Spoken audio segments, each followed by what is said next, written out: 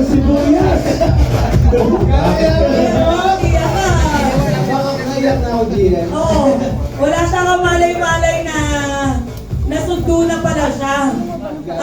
Bakit ganun ang reaction mo? GM talagang wala talaga akong balak magkasundo talaga. Oo. Actually kasi gusto ko magpahinga po talaga ako. So diretso talaga ako ng bahay. Nakabahala pala kayo.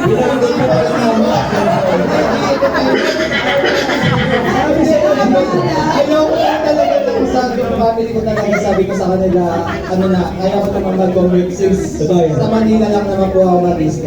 So, sabi ni GRJ, nung pagkababa ko ng Pilipinas, nag-message po siya sa akin, sabi niya, naghihintay nga daw po siya sa akin. So, alam ko siya lang po talaga mag-isa. Kasi given naman na yung GR, kasi... Next, natin ha, wala kang sinabihan. Opo, talagang uuwi ka. Wala po talaga. Even yung family ko kasi hindi po nila alam na uwi po talaga ako dito sa Pilipinas. Pero sa atong araw, di niya sinabi. Opo, so yung ate ko lang talaga na pagtutuluyan ko po yung may alam lang ko na uwi ako sa Pilipinas. So basically talaga si GLJ lang po talaga inaasahan ko. Nung time na lumabas na po ako ng airport, talagang nashock ako, tulala po ako. Sabi ko, sino to? Unusin ko na ata ako ng legend. So, Si Ellen, si El, yes, si super Kim blessed po ako Daniel, sa mga tsaka tao na si yan. KM. Yan po, GM. Talagang grabe. Alam ko super duper busy na mga tao na yan. Pero to give me time ka, sunduin ako dito sa airport is ibang level na.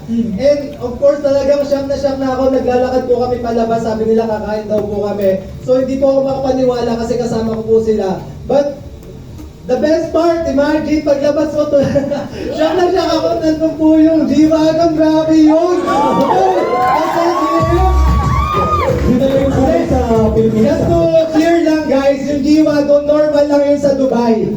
Normal lang yun, pero hindi ko yung nasakyan sa Dubai, nasakyan ko siya dito, sa Pilipinas!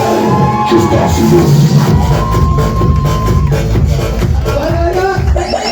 Yung principal ng Dubai, yung tapos Sa kanya yan, sabi ko, pasensya, hindi ko napalitan ng plate number, dapat 1 to. Ano yun, kasi 1 lang. Grabe yung privilege. Eto, ang dami mong pinaiyak. Grabe. And it's about time to share to them kahit sigret. Etong journey mo sa lahat ng mga nandito, ilang years ka nag-work? Yes, dear, mabilis lang. So, actually, I'm working as a waiter po for 5 years. So, just to, sa mga bago po ngayon, nag-work po ako 16 hours every day for 5 years. 10 years. So, kung beauty natin siya, para na siyang 10 years. So, meaning, ginagawa ko yung business na to while I'm working 16 hours dati. Wow! Na part-time pa lang po. Grabe, pinagsasabay mo. Napapagsabay, GM. Ganun po siya ka-doable talaga. Grabe. Tapos, ano ang nakita mo sa negosyo natin? In the first place, bakit mo pa siya sinabay? Sinabay? Okay na yung work mo kasi Tama. ang mahal ng restaurant mo. Opo, Ang mahal dito. Ay, balita ko malaki ang tip nyo. So, malaki po, GM, talagang tips pa lang po, buhay na kami. Kaya ko na pumuhay yung family ko. But, sabi ko nga, GM, no, kasi, GM, talagang, nung time po na, nag-start ako ng business. Again, guys, I'm not into business. This is my first business. Wow! So, nagniwala ako, wala akong naiintindihan, pero nakita ko na kayang kitain yung gusto kong kitain. Doon lang, yun lang yung paniniwala ko nung umpisa na, bakit hindi ko i-try? Kapag okay, kikita ko. Kapag hindi. We need to risk naman talaga. To take risk kung anong bagay man yan, di ba? So imagine, ayan po si GM Rai, si Coach KM po yung nag-present sa akin ng business. Ayan po, habang may COVID ako. Sabi ko nga po, tama po si GM. Ikaw pala yan. Ako po ito, sobrang dumis ko po. Ano ba yan? Hindi naman namin sinabi. Ano po, diba? So sabi ko nga po, tama si GM Han, pwede namang hindi ko nagawin sa laki ng sahod ko, sa laki ng ipon ko. Pero nung twice na nagka-COVID ako, no work, no pay kami, dun yung time na naubos yung ipon ko, yung expenses ko dito sa Pilipinas, palaki ng palaki, hindi siya nagbawas, hindi siya nag-stop. That is the time, sabi ko, bakit hindi ko i-try? Tama. Grabe. So next po natin dyan, talagang imagine. Sabi ko, akala ko gagawin ko mag-isa. Sabi ko nga po sa inyo, wala po ang background sa pagnenegosyo na to. Pero grabe yung mga tao na tumutulong, yung mga leader, yung sponsor ko. Lagi kayo kinakamusta, lagi kayo sinusub, lagi kayo ina-update. Maging grateful kayo sa mga tao na yan.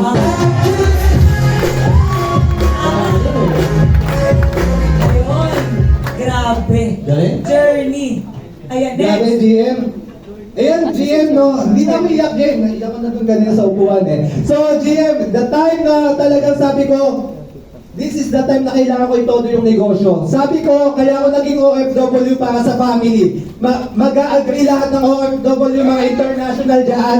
Lahat tayo naging OFW kasi gusto natin buhayin yung family natin. Tama. For our future. Pero yung uuwian mo, family mo, wala na.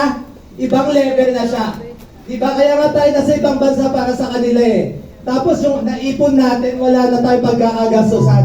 Nawala po yung ate ko nang hindi ko siya nakasama. Nasa ibang bansa ako. Umalis ako ng Pilipinas, magkasama kami, inuwihan ko siya, wala na siya. So that is the time na talaga sabi ko, kailangan ko itodo yung negosyo na to kasi kayang buhayin dito yung family ko nang hindi ako nagtatrabaho ng 16 hours po. Tama, tama. Grabe. Kaya GM talagang super talaga ako dito. Ito talaga yung naging deepest why ko kaya nga po tayo nandito eh. Not for ourselves, but for our farm or for our family. Alam natin lahat yan. That is our common here dito talaga. Kasi ang iniisip mo, syempre pag namatayin ka na ng isa, syempre may mga next. Tapos Tama, Gia. pag dumating yung moment na yun na may mga namamatay na pamilya mo sa Pilipinas at wala ka, ang hirap mag-decide eh, di ba? Ang hirap mag-leave. Ang hirap umuwi agad eh. Ang mahal kasi. Kaya ang iba yung pang-aeroplano nila Tama ba yun? Yung pang-aeroplano pinangpapadala na lang. Pinaka-important to. So ito yung naging deepest why mo. Next. Yes, GM. So, again, baka yung sa lahat na nandito, baka inisip nyo, sobrang bilis na naging journey ko dito. And then, nag-start din po ako ng mga retailing. Ayan pa, next po, nag-wholesaling din ako, guys. Sumunod din ako sa proseso, sa culture ng Eralista. Grabe yan. From retailing, wholesaling, and of course, sobrang dami nating natutulungan, hindi lang yung mga kapwa natin OFW. Even, pati yung iba't ibang lahi. Guys, mga nagtitiwala sa negosyo natin. So, sino yung mga ibang Pinoy na sobrang tataas na pride, yung ibang lahi, kitang-kita nila na may future tayo dito sa negosyo natin. Grabe. Medyo masakit yun ha. Kung sino yung mga Pinoy na mataas ang pride, aray ko. Grabe. Hindi, totoo yun ha. Common yan ha. Grabe tayo pagkatiwalaan ng ibang lahi, Tama no? po, GM. Lalo na yung produkto natin. Yung product natin, Kung gusto nila. nakukuha na nila. Pero yung friend mo dyan sa Pasay, di ba? Ayun na. Nagtutuda pa. Oo. Ayaw ko kasabihin mo pateros eh. Ayun na. Napapagaling ko sa Pero ang galing eh. Tama talaga eh. And Next. lahat po yan, stranger talaga sa akin. So, ito yung mga small wins ko. Sabi ko nga, na-appreciate ko talaga yung Grabe. training nila boss ko, Wow. nila boss Cars, no, nung 1%.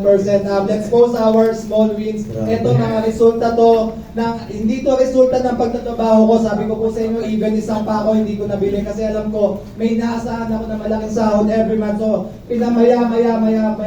Maya na lang ako bibili, maya na lang ako magpapagawa ng bahay. Grabe. Galing. Hindi siya nagawa. So, nagawa din to during ng pagtodo ko dito sa business. Wow! Alam mo, mahal ang aircon. Siyempre, mahal ang aircon. Alam niyo yan, Jill. Di ba? Wala siya. Baka wala mo trabaho mo yan, Nung ah. wala pa kami bahay, akala ko, ano lang, charge. Yes, yan. Nung nalaman ko, gano'n pala kamahal ang aircon. GM, tubo pa lang. Oo. Nang nalaman ko yung mahal yung aircon, mga pag-electric fan pa naman Kada tayo. paggawa pala ng aircon, cheap coaches, no? Isang paggawa lang, ililipat mo lang, abutin ka 9,000, 12,000. Ililipat lang, ha? Oo, ganun level. Wala ba? GM, wala bang tubo?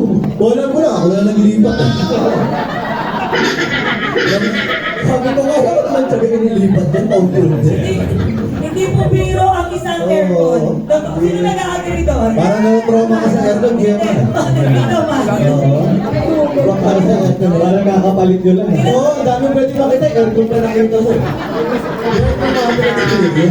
Buong bahay kasi naka-aircon. No? So parang iniisip mo na, siyempre bago, Ginawa mo kasi. parang bago bili kami ng